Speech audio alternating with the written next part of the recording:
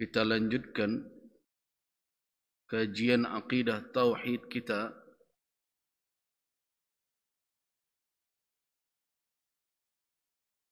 di mana pada pertemuan pekan yang lalu kita mulai membicarakan tentang mufsidat al-aqidatil islamiyah, hal-hal yang merusak akidah Islam.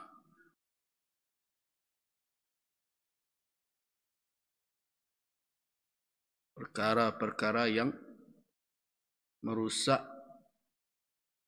akidah Islam. Pertama yang akan kita bahas yang merusak akidah Islamiyah adalah ar-riddah, atau dalam bahasa kita sering lebih populer kalimat murtad.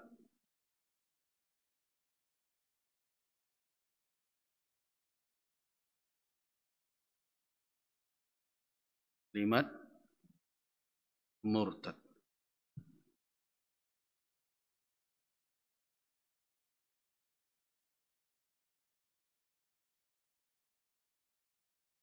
Di dalam Al-Quranul Karim,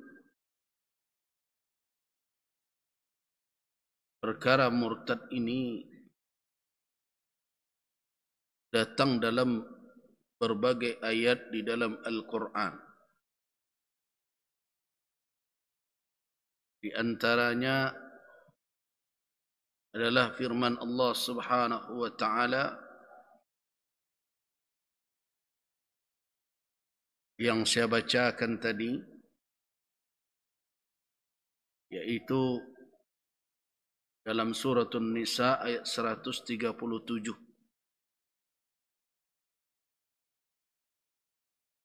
Sesungguhnya orang-orang yang beriman, terjemahannya innalladzina amanu, terjemahan sesungguhnya orang-orang yang beriman, thumma kafaru, kemudian mereka menjadi kafir, thumma amanu, kemudian mereka beriman kembali,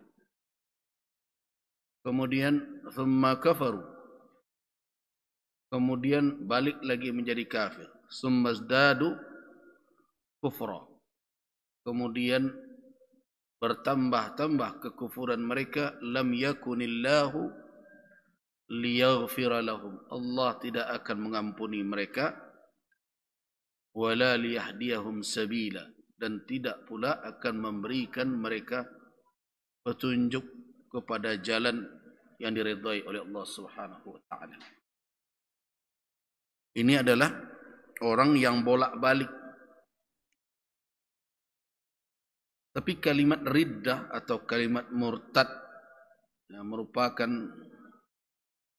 bentuk dari isim fa'il, dari kata radda, kemudian kalau masdarnya raddun, kemudian ada riddatun, muncul sebenarnya seakar kata dengan itu di dalam Al-Quran, dalam surat Al-Baqarah ayat 217, dan juga muncul dalam surah Al-Ma'idah ayat yang ke-54.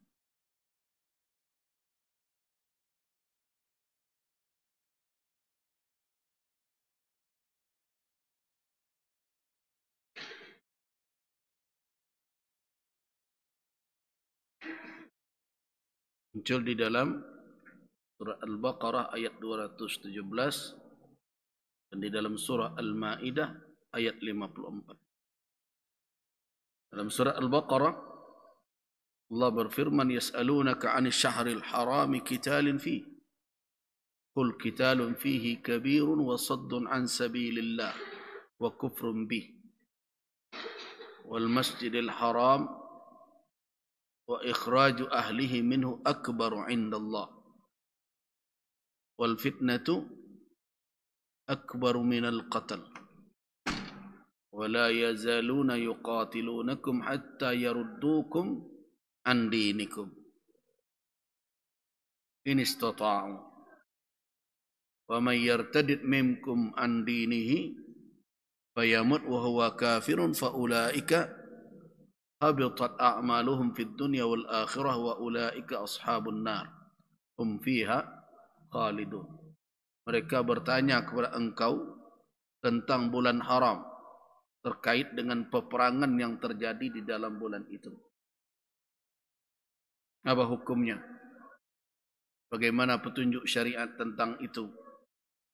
Qul, kata Allah jawab, katakan kepada mereka itu qitalun fihi kabir. Berperang di bulan itu adalah dosa besar. Di bulan haram hormati. Wasaddun an sabilillah. Dan juga peperangan di bulan itu menghadang orang atau menghambat orang untuk berjalan di jalan Allah. Karena bulan-bulan haram adalah bulan-bulan haji di antaranya. Kalau terjadi perang, terhalang orang untuk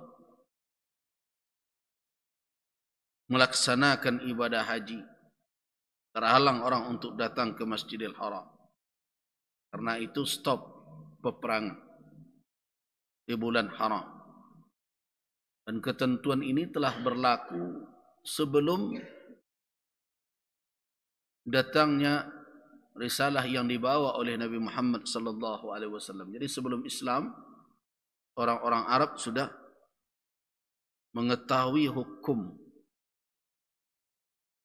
tentang bulan haram. Tetapi biasalah perangai mereka mencari-cari helah. Kadang mereka haramkan, kadang tidak mereka haramkan, begitu. Jadi yang mempermainkan hukum yang telah diketahui itu orang jahiliyah dahulu. Jadi kalau ada orang hari ini mempermain-mainkan hukum, ya sama perangainya dengan Abu Jahal, Abu Lahab. Mereka tahu bulan haram. Tapi kadang mereka patuhi, kadang tidak mereka patuhi. Wal masjidil haram wa ikhraju ahlihi minhu akbar indallah. Dan begitu juga menghalang orang dari Masjidil Haram. Terhalang orang untuk beribadah jadinya. Dan ditambah lagi mengeluarkan penduduk tanah haram, mengusir mereka, itu lebih besar lagi di sisi Allah. Kekeliruannya, kesalahannya dan akibatnya tentu dosanya. Wal fitnatu akbaru minal qatl. Fitnah itu lebih besar dibandingkan dengan pembunuhan. Fitnah yang dimaksud di sini apa? Merongrong keimanan orang.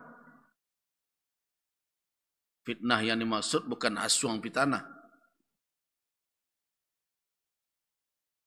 Jadi fitnah yang lebih dahsyat daripada pembunuhan itu adalah tindakan-tindakan yang merongrong orang dari keimanan. Itu yang fitnah. Kalau menghasut atau menyebarkan berita tidak benar tentang seseorang, itu namanya buhtan namanya. Makanya di dalam hadis ketika ditanyakan kepada Nabi SAW tentang menyebutkan seseorang yang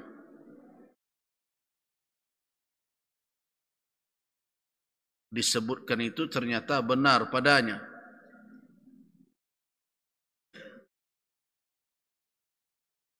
Apa kata Nabi SAW?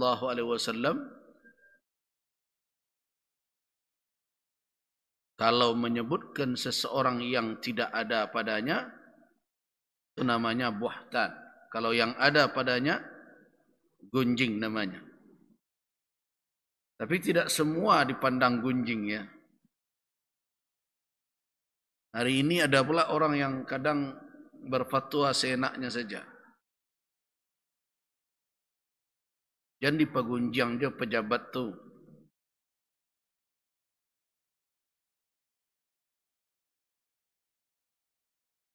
Jadi saya heran-heran saja melihat orang hari ini. Jadi kalau ada seseorang mikul jabatan publik ya, dia pikul amanah itu, kemudian dia mengambil kebijakan. Kemudian orang membicarakan kebijakannya itu. Tepat atau tidak tepat. Walaupun tentu yang terbaik adalah menyalurkannya melalui orang-orang yang bisa menyampaikan. Tetapi membincang kebijakan itu apalagi dilihat ada mudarat dan manfaat setelah disampaikan salurannya juga sudah tersumbat, tertutup, maka itu tidak bisa disebut gunjing. Kalau nanti dilabel gunjing semua, oh kesenangan penguasa. Terus bersimaharajalillah saja mereka buat apa yang mau mereka lakukan, apa yang menurut selera mereka. Orang tidak boleh membincangkan gunjing. Itu memperalat istilah gunjing namanya.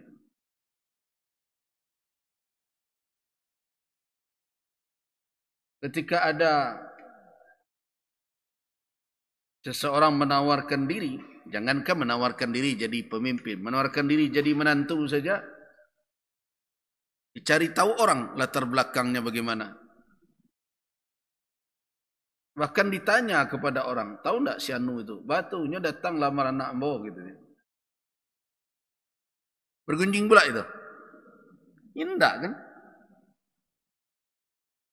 Kalau itu disebut gunjing itu ghibah yang mubah, gunjing yang boleh. Tapi dengan catatan jangan mengada-ada. Jangan cerita hoax. Jangan dusta. Dan bicaralah dalam kapasitas keilmuan kita. Dari sudut keilmuan kita. Dan itu perlu. Nah, kalau ingin itu ada dua aspek. Yang pertama untuk memperbaiki dalam rangka bernasihat kepada pengambil kebijakan. Dan bisa juga dalam rangka mengingatkan bahaya yang akan menimpa karena kebijakan. Selama itu dijaga, ya tidak masuk dalam gunjing. Jadi tidak semua membicarakan orang itu masuk kategori gunjing. Kalau begitu di perguruan tinggi banyak orang bergunjing itu. Nah, mereka mengkaji, menganalisa berbagai kebijakan yang dilahirkan oleh penguasa, sikap-sikap politik dan berbagai macam itu dikaji. Ya mau tidak mau disebut siapa ini yang membuat kebijakan begini. Nah, kemudian dikeluarkan kesimpulan-kesimpulan terkadang berupa kritikan dan sebagainya. Itu tidak termasuk kategori gunjing. Nah, tapi kalau kita bahas perkara yang tidak terkait dengan itu, ya. Kecuali kalau dia dalam kondisi yang memang sedang ditimbang untuk diberikan amanah atau tidak. Perlukah dikaji tentang latar belakang kehidupannya? Ya perlu. Supaya kita melihat apa? Kejujurannya, keadilannya, tingkat amanahnya perlu. Jadi tidak semuanya gunjing ya. Jadi orang-orang yang mengerti tentang suatu perkara, kemudian mengkritisi, kemudian memberikan berbagai pertimbangan apakah langsung atau tidak langsung, karena tidak semua orang bisa sampai langsung. Apalagi untuk bertemu dengan bapak-bapak yang terhormat itu kan susah sekali. Nah, jadi mau tidak mau kadang dalam kondisi sekarang apa jalan bagi orang untuk menyampaikan aspirasi? Apalagi sekarang ada istilah kalau tidak viral tidak didengar.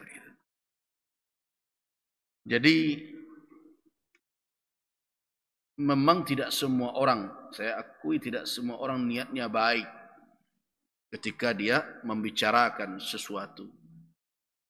Apalagi terkait dengan orang-orang yang menduduki jabatan. Tetapi tidak pula semua orang kita label dengan gunjingan. Begitu juga tadi fitnah ya. Bagaimana kalau aib itu ada pada seseorang? Seperti kata Nabi, faqad igtabahu, orang itu telah menggunjingkannya. Tapi kalau tidak ada, dzikrahu bima laisa fih, tidak ada tapi dibuat-buat. Dengan sengaja dia ada-adakan sesuatu yang tidak benar, dilekatkan atau dinisbahkan kepada orang, kata Nabi, faqad bahata, orang itu telah membuat cerita palsu tentang orang itu, cerita hoax. Nah, itu di dalam istilah syar'i namanya buhtan. Nah, jadi kata fitnah di dalam bahasa kita tidak identik dengan fitnah di dalam bahasa Arab. Karena fitnah di dalam bahasa Arab bermakna apa? Ujian, ibtila, imtihanan. Dan apa yang menjadi ujian bagi keimanan itu adalah fitnah yang sangat dahsyat, bahkan lebih dahsyat dibandingkan dengan pembunuhan. Kenapa dikatakan bahwa fitnah itu lebih dahsyat dibandingkan pembunuhan? Kenapa ayat itu muncul? Ayat tersebut ada dalam surat Al-Baqarah. Karena ayat itu terletak setelah ayat perang.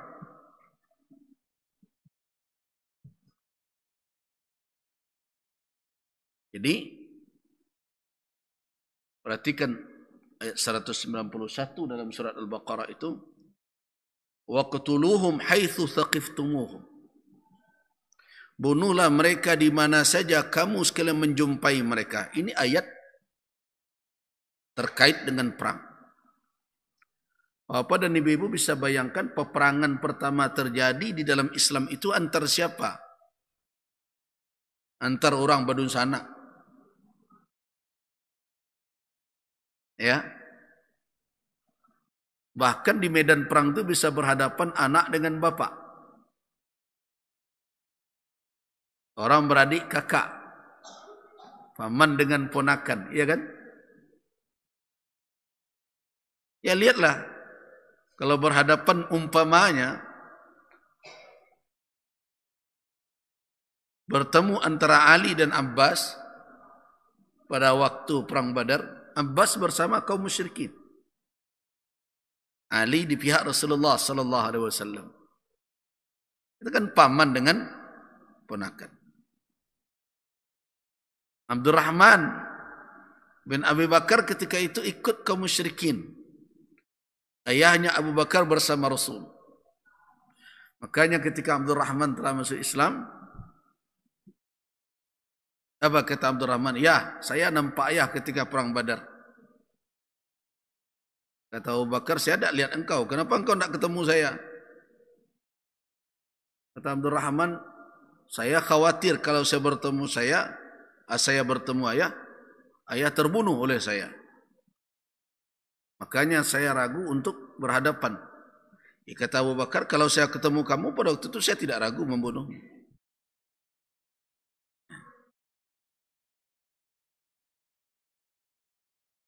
Nah, mana peperangan yang lebih berat diterjuni oleh seseorang ketika dibandingkan dengan peperangan yang ketika dia terjun yang dihadapinya adalah saudara sendiri. Itu kan dahsyat itu. Nah, siapa saja secara tabi'i, secara alami tentu akan enggan untuk berhadapan dengan saudara-saudaranya. Nah, disinilah Allah Subhanahu wa taala memberikan timbangan kepada kaum mukminin. Kalau toh kamu harus mengayunkan pedangmu dan melakukan pembunuhan di dalam pertempuran, mungkin yang terbunuh itu adalah saudaramu, tapi ketahuilah bahwa apa yang mereka timbulkan,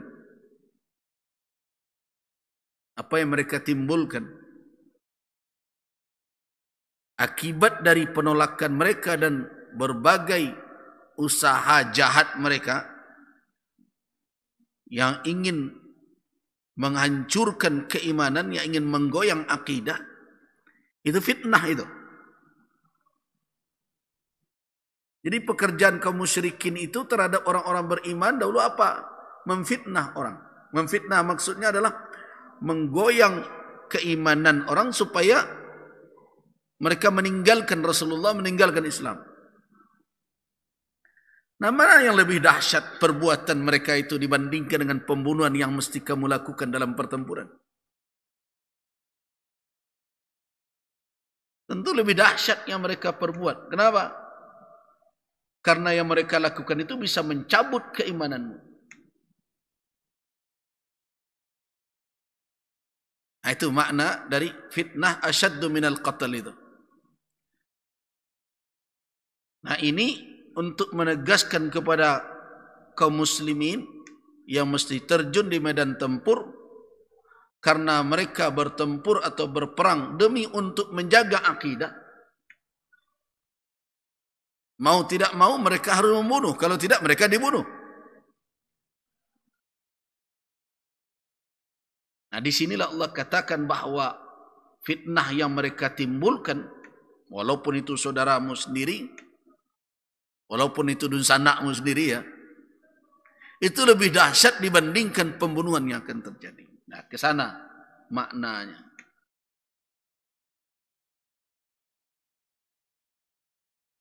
Tapi kalau fitnah dalam makna buhtan, ya tidak.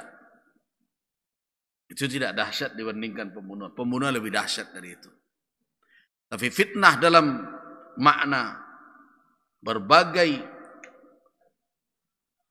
usaha atau perbuatan yang berakibat tercabutnya iman seseorang, itu lebih dahsyat. Jadi makna fitnah di sini adalah apa?